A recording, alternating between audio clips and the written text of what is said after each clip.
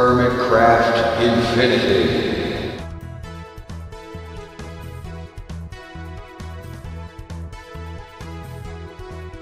Welcome back to Hermitcraft Infinity.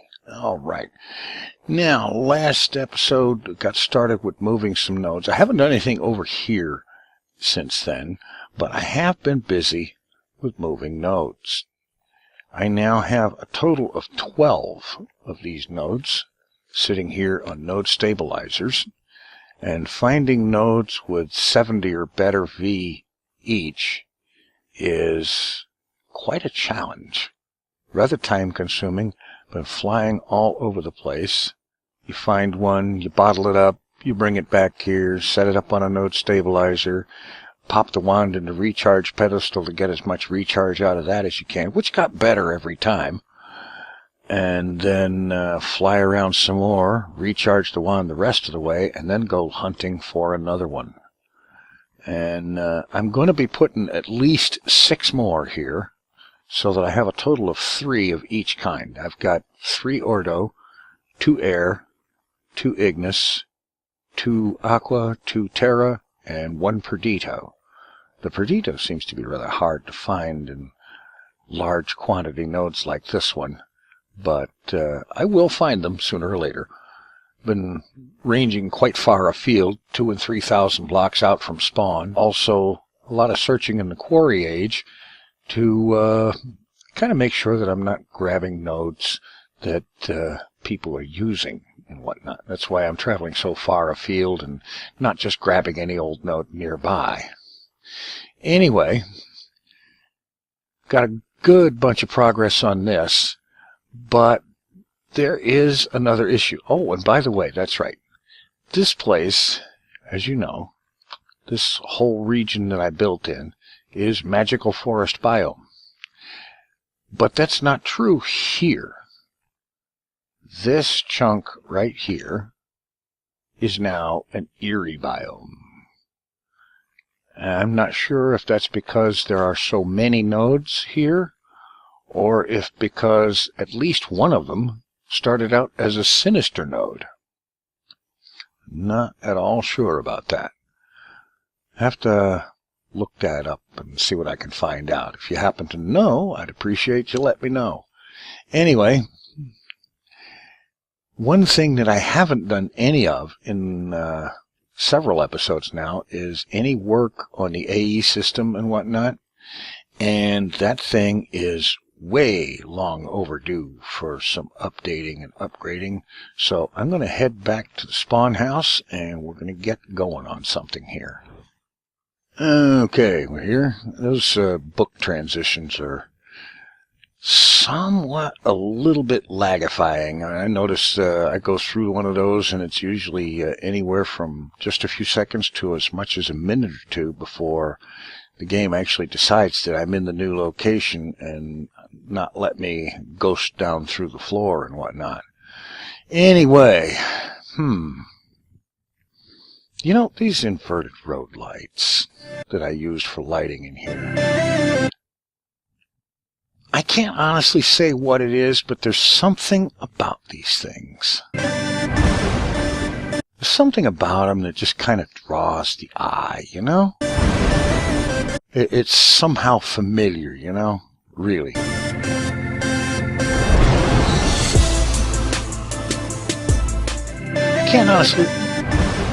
I don't honestly have any idea how, but really, they're very familiar. Anyway, AE system. I've already done a little bit of work here. I've moved the controller down below and I've installed an elevator here, so pop down here and we got our 1-block controller. And in spite of what NEI is saying, that dense cable, earlier I looked at it and it showed that it's using, that we have 18 out of 32 channels in use. So in one respect, this controller, a single block controller, is easily enough to run this place. And I was thinking originally, have this thing set up here, I've got one face of it being used for local channels. I figured take another face of it to use for local channels here, set up autocrafting with a whole lot of molecular assembler chambers and ME interfaces and such. And then take the remaining 4 sides and using colored dense cable and P2P tunneling and the quantum link chamber, which I would set up over there, to send a whole boatload of channels over to the Pentagon, where I would be using them over there for various and sundry things. But I got to thinking about it. If this whole place can run as it's set up right now on less than 32 channels, then maybe it would be an idea to build an AE system out there at the Pentagon, move this thing there, put a few more on with it, set everything up there, and do the P2P link through the quantum link thing to here so that this place could run that way and the main system be back over there.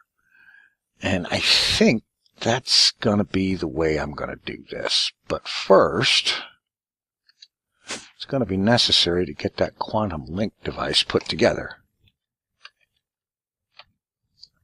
Alright, for that we need the quantum ring. We'll need 8 of these. Well, what are we short?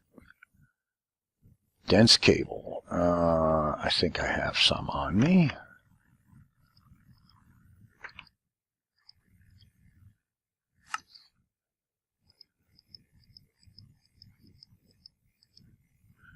Eight of these guys. The quantum link ring. Quantum link chamber. Fluix pearls. Okay. Pure fluix or regular fluix. Fluix dust. And an ender pearl. Alright. That's obviously more than I need. Okay. No, it wasn't more than I need. I need one more.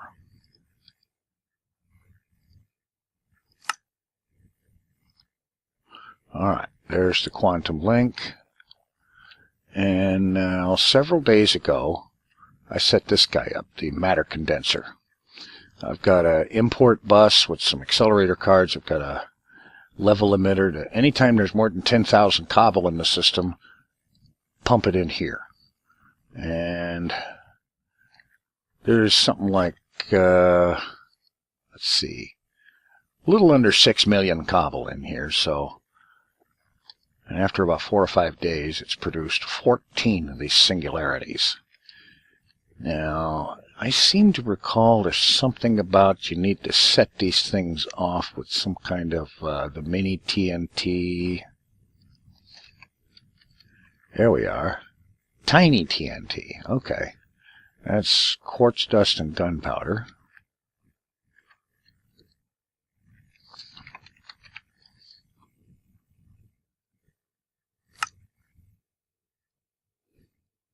Okay. I think I have a flint and steel. Yep, I do. All right. Let's head outside for this.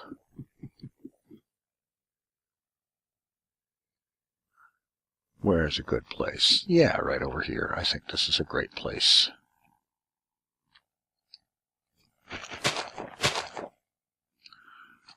All right. As I recall, I think you only need one of these, and it makes into... Okay, I'm just going to put... Well, let me turn off the magnet thing. Drop these down there. Drop that down there.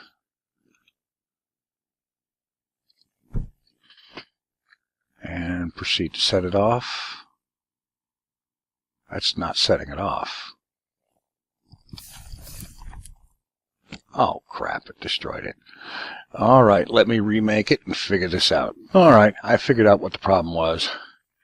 I needed these, but I also needed ender dust. And now, so that I can make the tiny TNT again, I take advantage of something I've learned recently about Britannia. Again, with this alchemy catalyst below the mana pool, if you drop flint into it, you get gunpowder. That's pretty doggone good. Of course, it burns through a fair amount of mana pretty quickly, but it works. And if your mana generation can keep up with it, you can drop stack after stack of flint in there and end up with quite a bit of gunpowder. All right, now let's do this again, and this time let's do it right.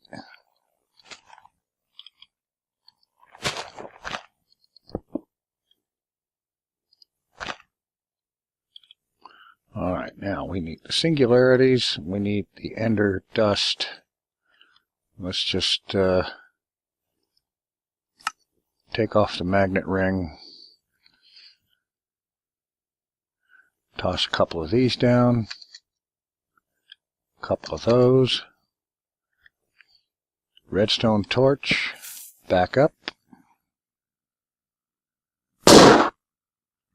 All right. And now we've got a couple of quantum entangled singularities. All right. That is excellent. Now, first thing to do is take these entangled singularities, and let's rename these things in the anvil. And, oh, that's right. Gonna need some XP for that. I got this little thing, this experience obelisk from Ender.io. And what I do is that every time I come in here, I go over here and just click that to store all my XP on that. And so let's retrieve a few levels. And now we can go ahead and rename these things.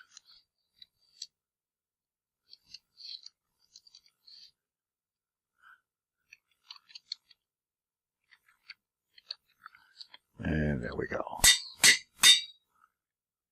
Now, store my XP back on there. All right, now let's see. I'm going to need a couple of things here. P2P tunnel, the ME variety.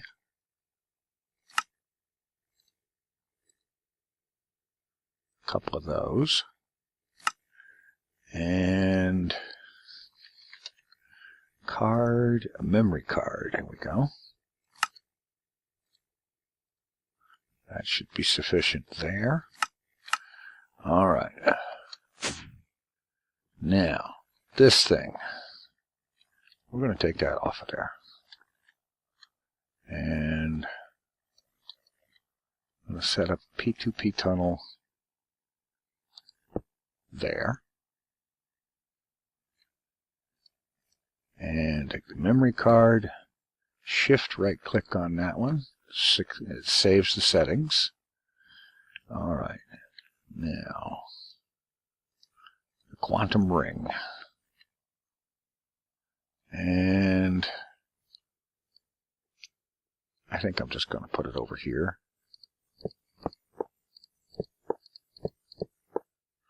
And the quantum link chamber. All right. And now all I need to do is get out some cable.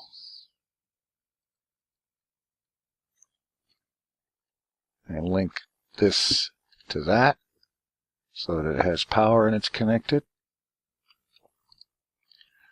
And put one of these in there. All right. Now, that takes care of this end. And now off to the Pentagon. All right, I hollowed this out underground here. Now, obviously, I haven't done anything about finishing it off and making it look nice, and we'll get to that at some point. As a matter of fact, if you have suggestions, ideas for an interior look for this place, do let me know. I'm going for something on the sort of a clean lab tech kind of thing. Not necessarily all white, you know, but something simple and clean for a design there. All right. Anyway, got another set of the quantum stuff. And so on. Okay.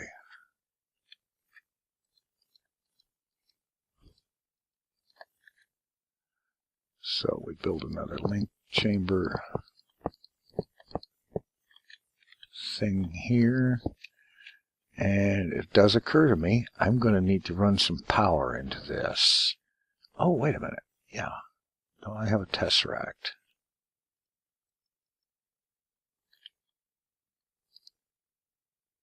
Yes, I do. Good.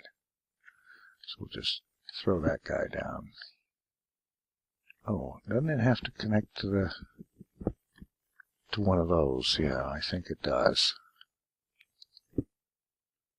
No. Yeah, I'm going to need an energy acceptor, ain't I? All right, I'll get that and be back. All righty. Okay. Energy acceptor. Throw that there. Dense energy cell. Toss that here, and that's wrong. Energy cell there. Energy acceptor here. Tesseract there. Hook it up to main power, and we are receiving energy.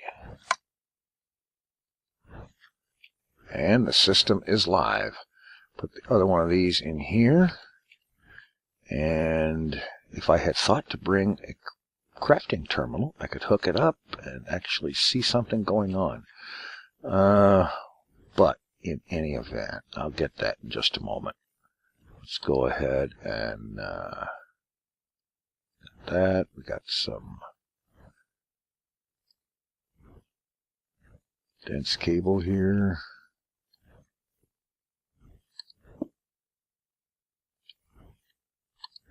That's not necessarily the final layout, but it's there. Let's see.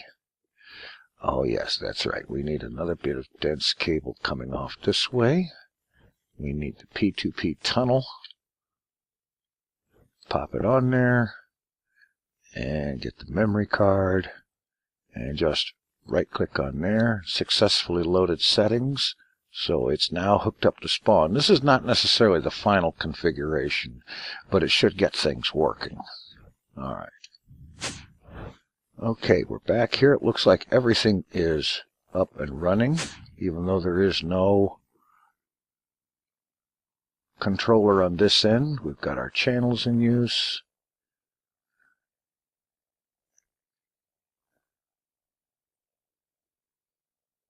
Eight of 32 channels in use. Well, that should actually be bringing in, yeah, it's bringing in 32 channels. 0 of what? I'll have to look this over. That Wayla thing doesn't always show the channels right. In any event, let's see. Terminals. I'm going to make up a full set of them, and we'll be back. All right, got my terminals, and one more thing I want to do is this stuff right here. Let's just remove.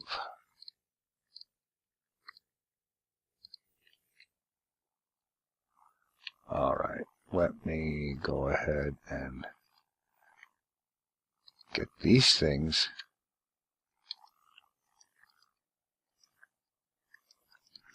all set up into bag here so that I can bring them with me.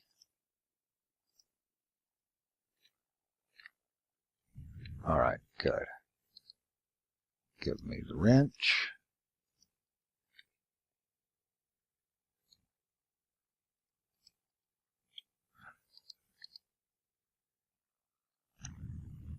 And that should be about it for now. I'll clean up the appearance of it later. And now we're off to the Pentagon again. All right, I should be able to just toss down a bit of glass cable.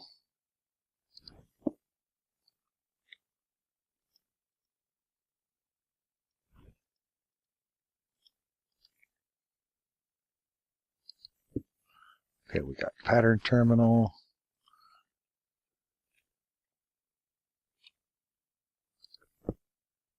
ME interface terminal. And let's get rid of that one.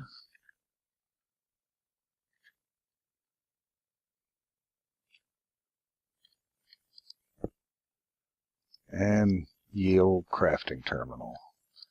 Like I said, I'll get a better layout for this thing later, but we have a look in here. Bang, we have access to everything. All right, great.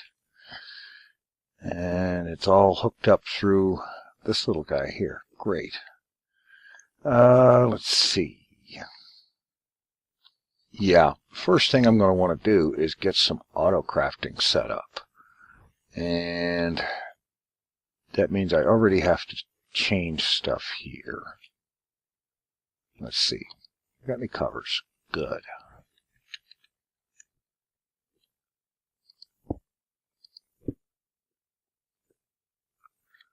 And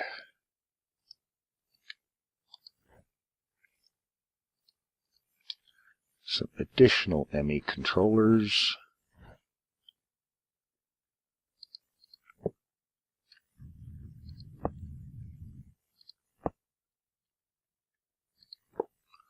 All right, great. I'm going to use some of this colored cable here. And I should have made some regular cable variant to this, so I'll have to do that. And we'll take this line and run it over that way and begin setting up the autocrafting.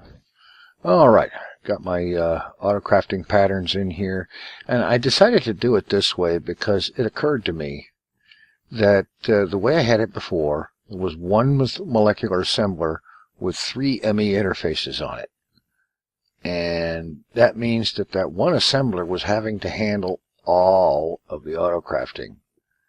And that kind of slowed things down really bad, because if one pattern required stuff to be made in order for it to be made, then it's just this really long chain of make this to make this to make that, only the autocrafter had to do everything one single step at a time. And with, say, 2 assemblers on one interface, well, for example, here, we've got, if there was a need for encoded pattern of the formation cores and, say, Certus quartz seeds to be made at the same time, one could be sent down here and the other sent up there, and things are crafting at the same time. I believe you can put as many as, like, well, if you had one sticking out right off the cable, you could put like up to 5 assemblers on it. I think that might be a little bit overkill, but I think 2 is a good idea. The ME interfaces take 1 channel apiece, and as far as I know, the molecular assemblers don't. So that means I could have 32 ME interfaces with 2 assemblers each. That should make for some pretty good high-speed crafting. And since the interfaces have 9 slots in them, then that's a lot of autocrafting recipes. And that's just off of 1 dense cable. If I run another dense cable, I could duplicate the setup again and really go crazy with autocrafting all the things, which, frankly, I intend to do. And so, I'm going to be getting some more of these things made up, extend this out, and start working out some kind of a layout for how everything's going to be here, a more permanent layout. Like, for example, this doohickey here really doesn't need to be sticking out there. Probably underneath would be a better place for it, someplace out of the way. And anyway, I'm going to get working on that and get this system up and able to handle a lot more, a lot faster. Thanks for watching. Take it easy. I'm out of here.